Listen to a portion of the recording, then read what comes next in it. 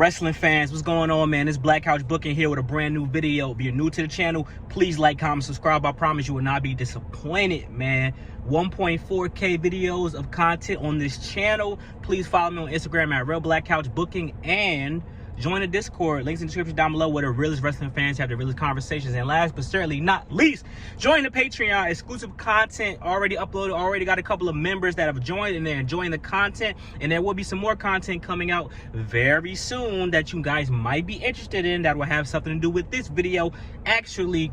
But man, first and foremost, man, I appreciate y'all for reaching out, you know, whether it be through the DMs, the community tab, whatever the case may be, sending y'all condolences and, you know, prayers for my family. I definitely appreciate it. You know, I had a good day to take off, you know, make sure my family good, but you know, it's hard, man. You know, you deal with grief, you deal with loss, you know, we really gonna deal with it, you know, during the funeral service, but it's hard for me to stop, bro. I gotta keep going because sadly, you know, I'm not trying to get too deep, but you know, men especially, it's hard for men to grieve because we still, everybody, but you know, we still got to push forward, still got to be strong, take care of our family and keep going. So this is what I know how to do. This is how I deal with whatever I got to deal with, bro. So I'll process things as time goes along, but I love making wrestling content for you guys. So today we're gonna talk about these releases, man, because they're very spicy. They're very spicy to me, and I had to make this video 3 times. This is the last time. If somebody get released after this video, boo-hoo. I'm not about to keep going through it, bro. I don't got time for that. So I am never an advocate for people losing their jobs. I've said multiple times in the past, and if you can hear my AC, bro, it's hot. It's very hot, so I need air. I'm not about to be here sweating like a dog. I've said that at the end of the day, WWE puts themselves in this position where they sign a mass amount of people just so they can't go here, they can't go TNA, they can't go AEW, they can't go New Japan. They sign all these people with no immediate plans or no future plans of even having them. Luckily, most of these releases were people who have been around for some time, so that doesn't apply this time around. But it's like when you do sign the Stephanie Valkyries, the Ray Phoenixes, the Pentas, the Julias, the Zari, you saw all these people. I expected this to happen. It already happened recently, but I expect this to happen again. And listen, I never advocate people losing their jobs, man. Even if I think they suck, even if I think they trash, this is real life, nigga. Imagine somebody just came to you and said you fired from your job at the Amazon warehouse, nigga. You'll be sick because you can't pay your rent. Luckily, these guys make a decent amount of money. Hopefully, they invest it and save their money so that they could get through that 90 days, which is also some more bullshit, by the way. That 90-day shit is nasty because AEW don't let motherfuckers go. You could debut on fucking NXT the next day. Crazy. But Jakara Jackson. So let me get this straight. You make the metaphor lose, right? The first ones to get pinned in that tag team eliminator match at Stand and Deliver. You have Lash Legend come and say, everybody need to go their separate ways, y'all. You know what I'm saying? Listen, y'all gonna do y'all thing. Y'all gonna be prosperous. Then you release not only Jakara Jackson, you release what's bro name? Oro, bro with the pink dreads. And I heard he was doing very well. I wasn't keeping up with bro, but I think he was on Evolve maybe, or whatever the case may be. He had a nice little win streak, so everybody thought they was gonna build up to something. And I've seen him before. He's decent. You released 2 out of the meta 4. Now it's just the meta 2. Shout out to Lash Legend. Listen, Lash Legend is gonna be a star in the making. She has the size, she has the power, but Jakara Jackson wasn't no slouch. Jakara Jackson was starting to get into her mode, and like I said, she gave me Alicia Fox vibes. I thought she could have had that type of career. I'm pissed off about that. I think they gave up on Jakara Jackson too soon, bro. Y'all built somebody up from and Level Up. She was wrestling on Level Up and all this other stuff, and y'all just drop her like that. And speaking of that, Cora Jade. Now listen, when she came back from injury, was she a step behind? Yes. Was she injured 2 times in a row and she didn't really get to build on that heel character, the first heel turn she had? Yes. But I think this one's kind of nasty too, especially how she lost as well in the tag team thing. Roxanne Perez just walked out on her. I'm like, okay. I thought we were going to get a Roxanne Perez, Cora Jade story. And no, wrong answer, buddy. They just released Cora Jade and Roxanne goes to the main roster with Julia. And now all of a sudden they're having an alliance. I'm like, yo, y'all did Cora Jade dirty. That's absolutely nasty.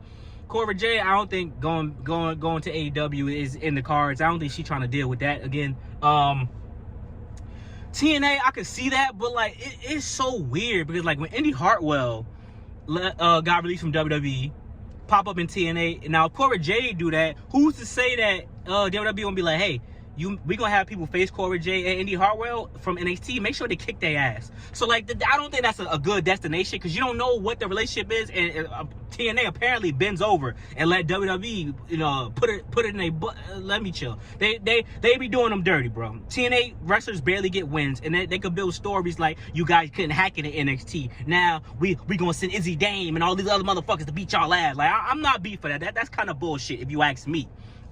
So Cora Jade, Jakara Jackson, that's absolutely nasty. And let's think on NXT. Eddie Thorpe, all that momentum y'all gave him. He was doing backstage segments with Shawn Michaels. This man was getting main event matches against Trick Williams in the Obafemis, and he was getting non-testicle. Oh, wait a minute, Trick Williams didn't really roll him up all the way. That wasn't an exact pin, so you got to put him in a triple threat now. All that just to release him?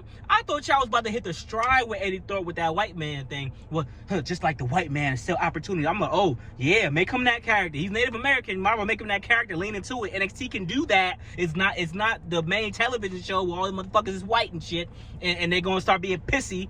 But you just drop him. And he literally the only Native American wrestler in like the last how many years? Y'all just drop, and that's no reason to keep him. If the motherfucker's trash, he's trash. Now, I never was the biggest fan of him. I thought Ethan Page was that guy. But at the end of the day, you could have did something with him, bro. That motherfucker could have given a motherfucker a Nightwolf gimmick, if anything. But it's like, like some of these releases are weird.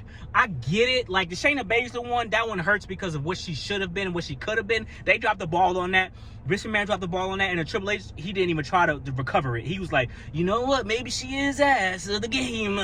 Like, she could have been Ronda Rousey before Ronda Rousey. I'm not talking about star power. I'm talking about legit MMA badass. You made Lola Vice kick her ass, right? You put her in Pure Future Collective, didn't have them win the belts. You didn't even have Zoe Stark turn, so Zoe Stark could turn face and go get Shayna Baszler and put Zoe Stark over. Like, it's just a whole bunch of bullshit. It should have been Rhea, Shayna, Raquel, and Bianca. Them should have been the big four, and you fucked up 2 out of the 4. Essentially. Right? So that's that. So that's that, right? Braun Strowman, I saw that coming. I saw that coming. Why? Because I don't think it's WWE. I don't think it's AEW. I don't think it's TNA. I don't think it's New Japan. I think nobody knows how to book big men anymore. Vince McMahon knows how to book big men the first couple of months, first couple of years, and then he make them dance and shake their ass. But wrestling, in today's wrestling, no one knows how to book anyone over 6'10". Or 6'9" and up, 6'8" and up. Literally, they're showing you they don't know how to book them. Like they making it seem like it's damn near impossible to book big men in wrestling in today's society. That is nasty work, if you ask me. Absolutely nasty. That no one know how to book big men. It's very simple. Go on a dominant run. Take them off TV for a couple of months. Bring them back. Go on another dominant run. Add some humanization to them. Braun Strowman and Alexa Bliss with the little big stuff made him a more likable character. Even though him and the little boy as a tag team champs was stupid as hell, it made him more likable. That's what you do. That's what you do. You got to keep taking them off TV, because there's nothing in my mind that'll make me think that this big motherfucker gonna be losing to people. But every now and then you get a David versus Goliath, Rey Mysterio versus Great Khali, you know what I'm saying? Stuff like that to happen every now and then. It's formulaic, but that's what you got to do with big guys, because they can't do much. Like, I don't know how hard that is, but apparently it can't be done in today's society. So why not give it an homage too? And I'm not caping for that, but what has Omos been doing? You might as well have let him go somewhere where they might utilize him. But I'll tell you one thing. I think if Braun Strowman goes somewhere else, he was doing his indie thing. He was let go the first time. I think he was let go, right? I think so. He tried to start his own thing with EC3, I think, or whatever the case may be. Write our story. I hate his voice. But, you know what I'm saying? Just be independent. Braun Strowman, be independent. He'll be an attraction. He could be a stunt guy in movies, be the big, tall guy in movies. He'll get some work. But this one, Kaden and Katana, and of course my phone overheated, even though I got the AC on. And I'm not going to turn up more because I can already hear it in the background.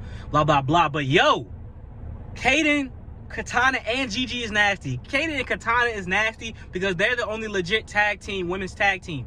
Chemistry, been together for years, actually had a good NXT Women's Championship, Tag Team Championship run at NXT, and they were tag team champions on the main roster. Why give it to the only legit tag team you have? Can you not? So I don't want to hear no small excuses. Can they not be the women version of DIY?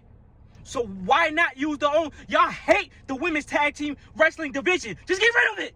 Just get rid of it at this point. Because you don't like it. You're showing me you don't like it. And Liv Morgan, shout out to Liv Morgan, filming a movie, but you're not vacating the titles? What's the point then? And then you put Gigi with Tatum Paxley just to get rid of Gigi Dolan. What the fuck is going on? Why? What's the point of that? You just took Tatum Paxley tag team partner and it just had a tag team championship match. What's the point? It don't make... These don't make sense, bro. Don't make logical... What's the point? When I drop the uncensored, unfiltered version for Patreon, I'm gonna talk. Like I said, I don't care for people to lose their job, but I'm gonna talk about people who, if y'all gonna keep some of the, y'all getting rid of these, you got rid of Jakara Jackson, but didn't getting rid of a certain individual. Oh, I'm saving it for the Patreon. Y'all make sure y'all join the membership. You don't gotta get the $10 membership. You get the $5, but that's nasty. That's disgusting, bro. Disgusting. The women's tag team division is trash. Gallus, I kind of saw that coming. And you could have got rid of a couple in it. Let me not say that. But y'all, the NXT tag team division, Hanging Tank is the bright spot. There's a couple of others on there, but to get rid of them from a talent standpoint, not people losing their job, but from a understand, they ain't really do nothing with bros. Like I ain't gonna lie, they ain't really do nothing with them. I can't. Right now, the Chase U thing is even more stupid. So instead of changing Andre Chase's gimmick to Chase Industries, Chase, like I said, right? Chase Industries, Chase Corporations. You're bringing Chase U back, but you're gonna get more new people. But you got rid of Duke. No more Duke Hudson. The hell, not even part of it no more. And you got rid of Riley Osborne. What the fuck? So what's the point? Change the gimmick then. I don't want no new fucking freshman. Chase U, the Chase U gimmick is dead. I don't want to see it again. Especially because he's going to be the guy again. If that's the case, let Rich Holland become a baby face and what? Stupid. Dumb. Dakota Kai. The Dakota Kai one is nasty because this is the second time around. She was brought back with Damage Control at SummerSlam. Super great pop, great faction, great stable, had some good matches. She clashed with Lyra for the Women's Intercontinental Championship in the finals, which it should have been Zoe Stark. Okay, we understand that, we get that. So what was the point? They let her come back and she came back and didn't even get a singles championship. She had an opportunity to get one. Came back. She served Damage Control. She always looked odd to me. I always thought she was kind of odd, especially when they got the Kabuki Warriors. I'm like, why? Like, this looks odd now. They letting Io Sky do what she do. Now she's talking more. She's going off the cuffs. Now Io Sky is Io Sky. So you didn't need Dakota Kai to be a translator to do the promo for her. But so you saying now she's not worth a damn. That's basically what releasing Dakota Kai. You basically saying she ain't worth a damn. But you keep Candice LeRae though. I'll leave it at that. I'll save my explanation for the Patreon. But you keep Candice LeRae because she married to Johnny Gargano, because you love Johnny Gargano for whatever the case may be. But you keep Candice LeRae though. You get rid of Indy Hartwell and Dakota Kai, but you keep Candice LeRae. Don't. That's what I'm saying. Don't give me that size argument. Indy Hartwell was tall as hell. Is Candice LeRae a better wrestler than Indy Hartwell? Yes. Is she a better wrestler than Dakota Kai? Barely. It's ambiguous. What does she do? She don't do the pixie thing no more. She's not Nia Jax Slacky anymore. Why is Candice LeRae? For the Patreon.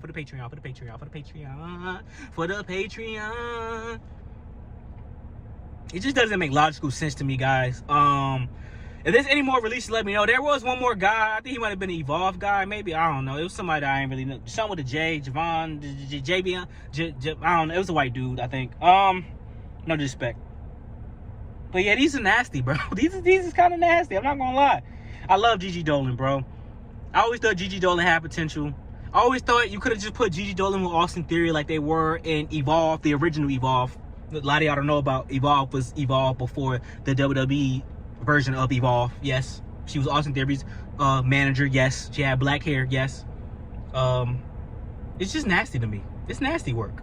I stop signing so many damn people. Make this one of the last releases. Get rid of all the fluff and just keep the people you're gonna use. Low card, mid card, main card. Get rid of the catering. Get rid of the terrible. Get rid of them.